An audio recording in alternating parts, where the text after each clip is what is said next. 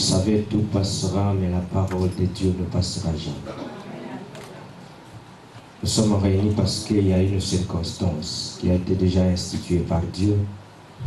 Cela va encore nous permettre d'écouter la parole. C'est la parole qui est au commencement de toutes choses. Nous allons prier le Seigneur notre Dieu. Je vais vous inviter à prier pour votre vie par rapport à cette parole que nous allons écouter. Dieu parle tantôt d'une manière, tantôt d'une autre. Ce soir, c'est pour Olga. Et Nisha, peut-être demain, ce sera pour toi. Alors dis à ton Dieu ce que tu veux par rapport à la parole que tu vas écouter cet après-midi. Et le Seigneur, qui écoute nos prières, il va répondre à ta prière. Prions le Seigneur notre Dieu. Merci pour ce temps que tu as bien voulu nous donner par rapport à cette circonstance. Nous voulons écouter la parole qui donne la vie, qui fait que nous soyons en vie. Cette parole qui a été au commencement et qui a créé tout ce qui est dans le ciel, sur la terre.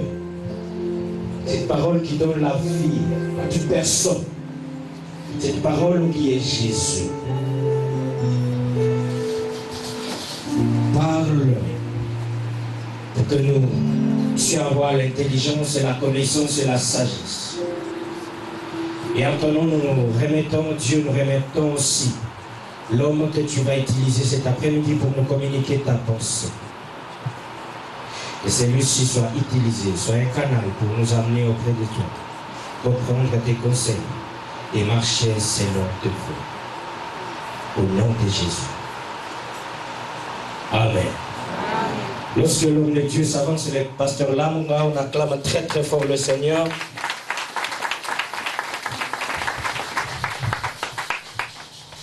Je vous salue tous au nom de Jésus-Christ, notre Seigneur et Sauveur. Amen. Que Dieu soit loué pour ce moment favorable. Si nous sommes réunis aujourd'hui, comme je l'avais dit, c'est parce que Dieu a accompli sa parole parmi nous. C'est une journée exceptionnelle, une journée de fête, mais une bonne fête commence avec la parole de Dieu. Alléluia. Amen. C'est pourquoi nous allons ouvrir nos Bibles dans les livres des Proverbes. Souvent, dans de telles circonstances, les gens n'amènent pas leur Bible. Si vous allez à l'église, il faut amener la Bible, c'est important. Proverbes chapitre 18, verset 22. Je vais lire pour vous et je vais expliquer pendant quelques minutes. Nous allons passer à la cérémonie pendant quelques minutes pour vous laisser le temps de vous réjouir de ce que le Seigneur a accompli dans la vie de nos enfants, de nos amis, de nos bien-aimés. Proverbe chapitre 18, verset 22. Celui qui trouve une femme trouve le bonheur. C'est une grâce qu'il obtient de l'Éternel. Amen. Amen. Celui qui trouve une femme trouve le bonheur. C'est une grâce qu'il obtient de l'Éternel. Si nous prenons directement cette parole, ou si nous voulons la comprendre d'une façon littérale, nous pouvons dire que chaque personne qui trouve une femme, en trouvant la femme, il trouve, ou la personne trouve directement le bonheur. Mais aujourd'hui, nous voyons les gens qui sont dans les mariages, mais qui pleurent. Ils ont trouvé des femmes, mais ils ne sont pas heureux. La femme non plus n'est pas heureuse, l'homme n'est pas heureux. Mais ils sont en train de vivre ensemble dans les mariages.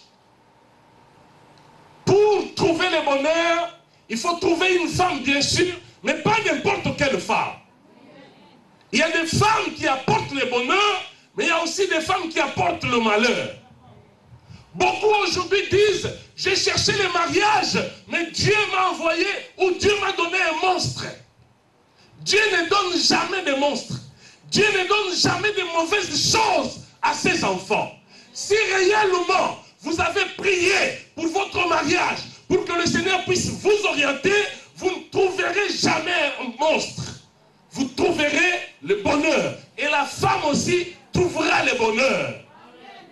Qu'en est-il de vous? Avez-vous trouvé le bonheur ou avez-vous trouvé le malheur en trouvant votre femme? Alléluia. Bien-aimés, je vais vous dire que quand Dieu a créé l'homme, il a commencé par créer l'univers. Il a créé tout ce qu'il existe. Et c'est après que Dieu avait créé l'homme. Il a créé l'homme.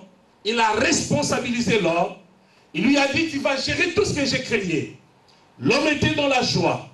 Et Dieu a fait passer devant l'homme tous les animaux qu'il avait créés. L'homme était dans la joie de nommer les animaux. Il a vu les animaux défiler devant lui et c'est lui qui donnait les noms à tous les animaux qui défilaient. Arrivé à la fin, l'homme était devenu triste. Dieu n'avait pas compris, mais d'où est-ce qu'est venue cette tristesse? Mais pourquoi l'homme ne plus errer? Au départ, quand je lui ai donné cette responsabilité, il était dans la joie. Mais qu'est-ce qui fait qu'il puisse perdre toute sa joie? Et quand Dieu a regardé l'homme, Dieu avait compris quelque chose. Et Dieu a dit, parce que lui, il sonde même ce qui est caché dans le cœur de l'homme. Dieu a dit, il n'est pas bon que l'homme reste seul. Je lui ferai une aide qu'il aura comme partenaire. Une aide semblable à lui. Parce que parmi les animaux, l'homme n'a pas trouvé une aide. L'homme n'a pas trouvé celle qui lui ressemblait. Voilà pourquoi l'homme était devenu triste.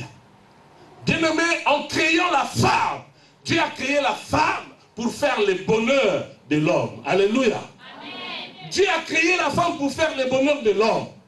Et Dieu a envoyé la femme vers l'homme pour que la femme aussi trouve le bonheur en trouvant l'homme.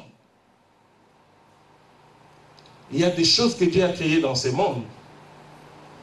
Et parmi toutes les choses, parce que les choses qui existent dans ce monde, ce sont les choses que Dieu a créées soit directement lui-même, comme la Bible nous montre.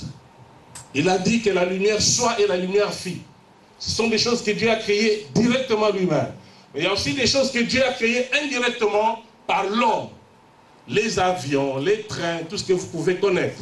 Dieu les a créés indirectement en donnant l'intelligence à l'homme. Que ce soit les choses que Dieu a créées directement ou indirectement, Dieu les a toutes faites pour que cela contribue au bonheur de l'homme. Mais parmi toutes ces choses, Dieu a pensé au mariage. Le mariage est la chose la plus grande qui apporte le bonheur à l'homme. Alléluia. Vous pouvez avoir l'argent, vous pouvez avoir des véhicules, vous pouvez avoir des avions. Mais si vous n'êtes pas marié, quelque part, vous allez manquer quelque chose. Mais avec le mariage, l'homme est comblé. L'homme a le bonheur. Alléluia. Amen. Il est important de se marier, mais il est important de se marier avec une bonne personne. Ne vous mariez pas par plaisir. Mais il faut réfléchir avant de vous engager. Il faut bien étudier l'homme ou la femme que vous voulez vous marier. Amen. Amen. Aujourd'hui, il y a les divorces. Mais la Bible dit au commencement, il n'en était pas ainsi. Dieu n'avait pas créé les divorces. Les divorces est venu par l'incrédulité de l'homme. Il ne faut pas vous marier aujourd'hui pour vous séparer après 2 ans. Nisha, Olga, aujourd'hui vous voulez prendre engagement devant Dieu, devant les familles, toutes les familles réunies en cellier, devant vos amis, devant l'église. Est-ce que vous avez bien réfléchi? Est-ce que Nisha, tu feras le bonheur de ton mari? Est-ce que Olga, tu feras le bonheur de celle qui va devenir bientôt ton épouse? Alléluia. Amen.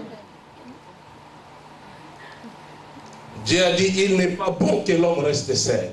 Il y a un passage dans la Bible que j'aime bien dans Ecclésiaste chapitre 4, versets 9 à 12. Ce passage dit, valent mieux qu'un.